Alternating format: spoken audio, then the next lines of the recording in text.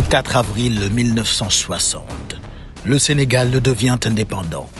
65 ans plus tard, deux géants entrent dans l'arène. Ada Fass, l'enfant terrible de Dakar. Face à lui, Lac de Guiers 2,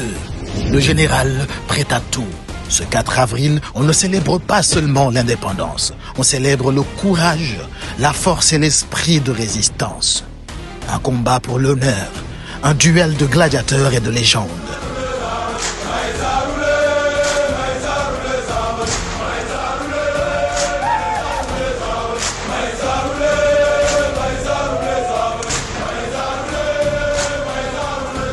Préparez-vous. L'histoire s'écrit sur sceneaffiche.com en live pay-per-view.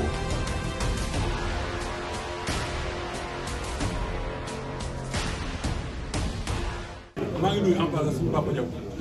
ñu koy ñaanal yàlla na ko yàlla guddal fan. Serigne. da ngaa ñëw fekk si koo xamante ne maanaam moom mooy làmb mu nekk suñu kilifa muy Père Diaw lu mu lox nag bàyyi na lu bari seetaan naa ko mu wax lu rafet te boo dee nit nga nekk sportif waxam rek war a la mën a jàngal lu bari te dafa am daf ma yee nag moom le 4 avril ci kàttanu yàlla géejuwaay mooy yëngut incha allah déggoo ma de maa ngi leen koy wax xaw ma ndax am yéen a ngi may dégg xam ne dafa dégg parce que am la moo tax géejuwaay moo ko soxla dafa am loo xam dama leen ko ñeewantal man événement bu nekk bëri naa 3 fois 4 avril ñett yoon laa bëri 4 avril kon donc miin naa 4 avril te le 4 avril ci kàttanu yàlla dinaa leen ko indil géejuwaay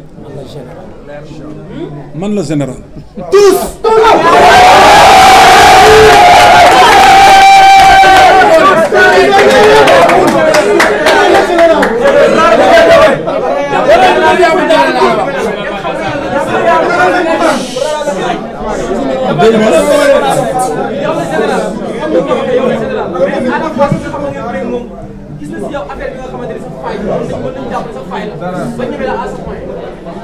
gisul dara lu ay magam gisul du moom mii xale mooy tax na ko gis dinaa ko fattar ruq yëpp déggoo lu ma la au contraire man maa xam ay faayam te moom xamul sama faayam te moom moo gën a xam ne man damaa ay ci waa Fass non loolu moom yàlla rek moom moo xam 5 minutes 10 minutes ndam laa seq ak géej waaye dama leen koy indil incha allah ci lu gaaw.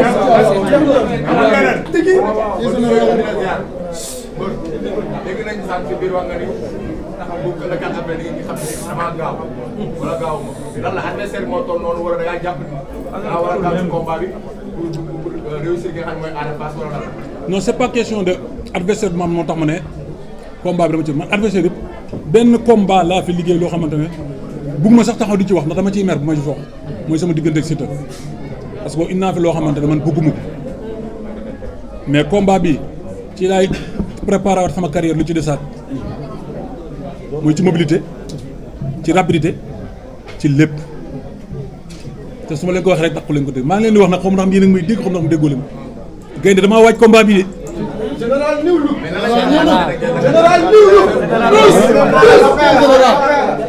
ah. le 4 avril. parce que ñu bëri nee SDF dañ dégg tuuma parce que ñu bëri nee la rek bu ñëwee day taxaw réserve ko du soog adversaire wala numéro est-ce que mën nañu xaar la rek la 4 avril le 4 avril da ngeen bëgg a gis Lac de Guiers wala bëggoo leen ko gis incha allah bu neexee yàlla Ada Fass fu mu taxaw dinaa ko fekk wala da ngeen ma déggu fu mu taxaw dinaa ko fekk bu ñëwul neen day ñëw bu ñëwul sax léegi jarul sax mu ñëw bu ñëwul sax man dinaa ñëw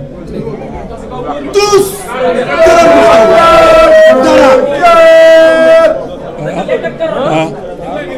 ñu ngi lay fay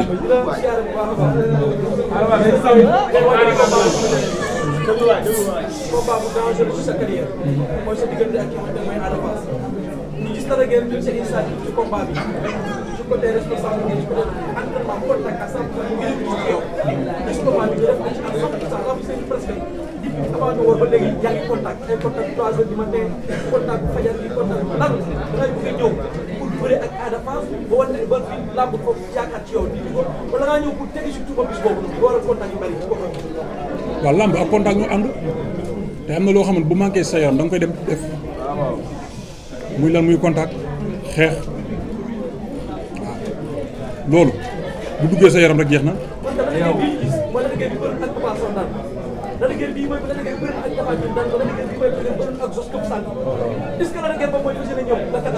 incha allah bu neexee yàlla luñ fi wax nag dañ koy répété waat ndax wax nañ lépp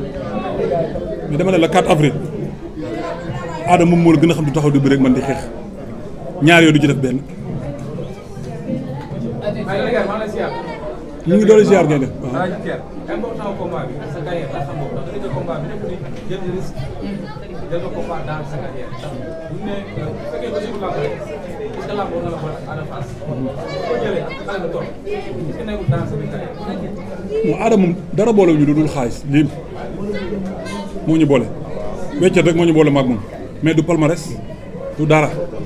amul dara lu ñu boole maag moom te combat boo gisee ma jël ko bañ a toog rek moom moo tax ma jël làmb ji nii mais du dara moo ñu boole maag moom te bésu làmb ji moom dina xam ne dara boole ñu maag moom incha allah. ñu gis mu toog génn kàddu wax di dalay daal waaw gisee ndax am na réagir naka la def sa waaw mais loolu moom la concerné kenn ku nekk bu man mënoon naa teg fi ay kaamil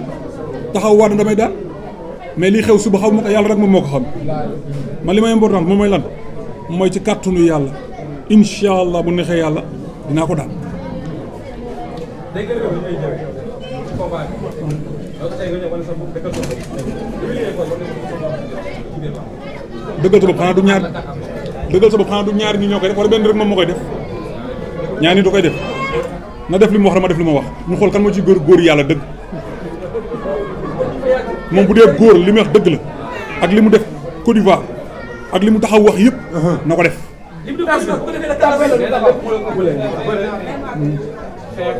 heure yi di préparer comme ni ñu war a préparer alhamdulilah pare nañ waaw di xaar rek le 4 avril jot incha allah. dañu gis sa yeneen combat yi da nga doon yokk masse lu bëri combat bi nga wàññeeku lan nga préparé. xam nga mu doon lu arrangé rek arrangé wu la dafa am yoo xamante ne bu bokk sa yaram rek na fa dañ sinon li nga bëgg am doo ko am moo tax comme dama war a dajeeg Ada Fass te sama combat ak Siteu am na nu mu fa demee woon yaa ngi dégg bëgguma ci revenir nag yaa ngi dégg tey ñu war a dajeeg Ada Fass dafa am lu bëri lu mu laaj combat bi ci lépp looy def da nga cee war a mobile waaw. lépp looy def. da nga cee war a gaaw. ça veut dire loo bëgg a wax. ah loo bëgg a wax. ah le 4 avril kay yàggatul li ñu waroon wax yëpp wax nañ ko mu daan def xas-xas beeg sànnante xeer beeg wax lu nekk comme le 4 avril benn fan a ci des muy suba ah li ñu war a def parce que ci biir géew gi dañu ko def incha allah bu dee gaaw nañ dañ ci xam dara bu dee yéex nañ dinañ ci xam dara. seetaan nga sa adversaire démb kàddu yi mu yëkkati jëmale ko ci yow ban jàngat nga ci def. non walaay seetaanu ma ko nag ba léegi parce que taluma dama demoon entraînement. kon taloo ko. non taluma ko parce que booy jëm ci bés bu la ñoree rek day am lu bëri loo xam doo ko tal tey yàlla bu ma tiim seetaanu ko ma ko ba léegi. ok est-ce que xeeboo adversaire bi li gars yi wax lakk mooy favori fi mu jaar booy bi jaar ba est-ce que xeeboo booy. moo daan ku xeeb mbër dina liggéey mel ni su ma ko xeeboon du ma liggéey nii de def naa yor nga bët di xool wala. waaw ku xeeb du liggéey métti yi. moo daan dama souffrir dëgg ci combat bi entraînement yi métti n'importe quelle heure jóg naa ko pour rek bëgg a jotaat li ma bëgg te entraînement yi moom daj naa ci dëgg di nuyu en passage sama coach Max yaa ngi dégg coach Moussa waaw waa Colobane yëpp ñu ngi sant ñëpp di leen gërëm waaw ndax bu du woon coach Max moom def naa ne leneen la ñuy wax daal waaw. ok dafay jàppale ci combat bi. kan coach Max ah bien sûr coach Max man moo may préparé ci combat bi mu nekk coach boo xam ne coach bu sévère la coach boo xamante ne du am yërmande ci kiyam ci athlète am lépp lu mu la wax ne dina ko def boo ko bëggul def mu dàqale ci biti moo amul siiw nga ak amul nit ko populaire nga ak moom li jëndiwul loolu moom li dafa professionnel moom lépp lu mu la sant boo ko deful rek mu ne la génneel sama saal nga dem sa amul Lac de Guiers amul keneen ak keneen te yi ma fa toog yëpp li ma gën a neex ci moom loolu moom ma gën a bàyyi ci moom waaw amul yërmande ci dara bu nee la defal boo ko deful mu gedd dem toog fee bàyyi la nga dem waaw. ok booy bi nee na dafa am lu mu xam ci yow laaj naa ko mu ne daf la xam yow te xamoo ko. man maa ko xamul. wala au contraire moom moo ma xamul. non daf ma umpule moo tax muy waxee ni muy waxee ni wax naa ko ci xeex bi nee naa ko adversaire bi ku mas a jiital Gris Bordeaux di xeex ak moom da lay mën a touché te doo ko jàpp mais nee na moom mbër mosu koo touché mbër mosu koo yóbbu àll. mu ne mbër mosu koo touché mosu koo yóbbu àll. ah yàlla baax na le 4 avril yàggatul. dina xam ndax loolu muy wax dina ci am wala du ci am. ne kele bi mu xam nag nee na daa xam kele bu ne. ban kele man façon kele bu ne gis naa ko. kele bu dul kele dëmm gis naa ko. ñaata mbër laa fi dajal ku nekk ak xam-xam la mbër yi ma dajal yëpp kenn ku nekk ak sa xam-xam te bu ñu indee seen xam-xam dama leen tenir kon du ba ñëw ba ci Ada Fass mu ne am naa xam-xam mu may jaaxal déggu ma ne la man la Lac de Guiers 2 man la te incha allah dina xam ki mu dajal kan la.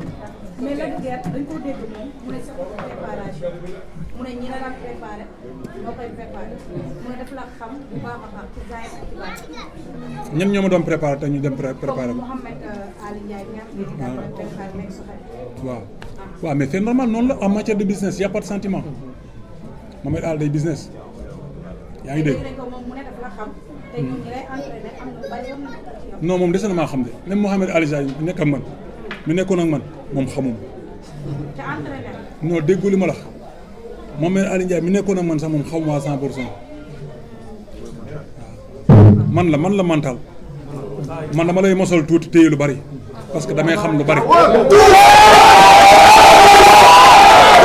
léegi beneen bi tamit dégg nañu mu ne lépp looy def xam na ko lii nii ne xam na si booy génn gis na ko dégg nañ sax que ma ne si bi nga doon entraîné sax moom mi ngi fa am fa la def ay affaire am le fait que mu wax loolu mu wax ko tamit moom mu waat ne li mu wax moom du bataille psychologique mu ne moom mi ngi doon def. waaw dégg lu ma la wala moom dafa fàtte na mbër waxul ak mbër bu ndaw yi muy def ni maa ko jiitu fuuf ba ma koy def moom juddoogul wala ba ma koy def sax yaa ngi dégg xale la dama ne bu bëggee na ñëw sama biir kër dégguma de moom bu bëggee ubbil naa ko porte na ñëw sama biir kër mbir mi du foofu waaw mbir bu amee ñaanu waajur kilifa yi di la ñaanal say mbokk di la ñaanal say rakk di la ñaanal say mag di la ñaanal bu sa xel daw la doo nit. léegi da nga ne man la mental fort ñu gis ci combat bi bari na coow bari na coow dafa fekk na Lac de Guiers combat bi moom moo koy indi ci làmb moo koy teewaat ci làmb muy que ni mooy dernière chance bi. que ni Lac de Guiers chaque jour ci côté communication ni ñu ko liggéey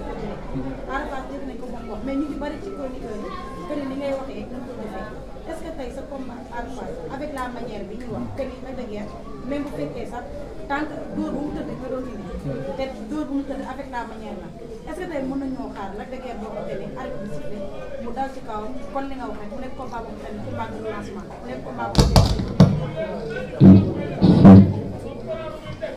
waaw maa fi lamb dañu ñaar nit a koy def lu tax lu jóg rek ñu Lac de Guiers moom moo war a def ñun bañ ci tollee suñu mag fu ñu fekk dañ leen fa jëli ji ñoom seen rôle lan la wala lépp man maa ko war a def non bu ñu yàqamti bu dee loolu kese bu ñu ko yàqamti moom bu ko bëggee bu ko bëggul yëpp moom mu ñëw mu ñàkk ñëw man bu koy fekk si lu leer laa la wax te man lu ma wax dama koy def incha allah ñu ngi doon jaar sëriñ.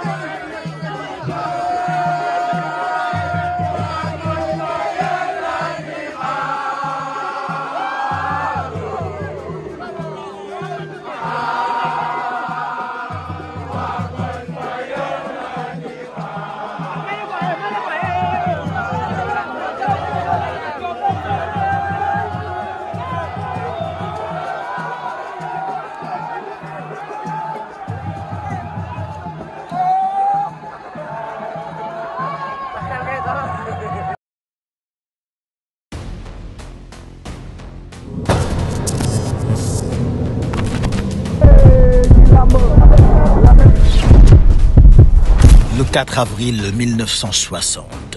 le Sénégal devient indépendant. 65 ans plus tard, deux géants entrent dans l'arène. Ada Fass, l'enfant terrible de Dakar. Face à lui, l'acte de guerre 2,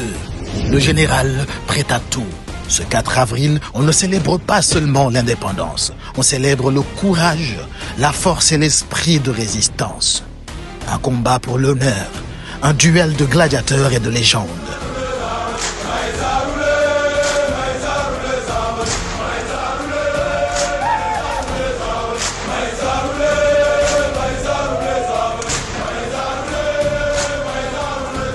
Préparez-vous. L'histoire s'écrit sur sceneaffiche.com en live pay-per-view.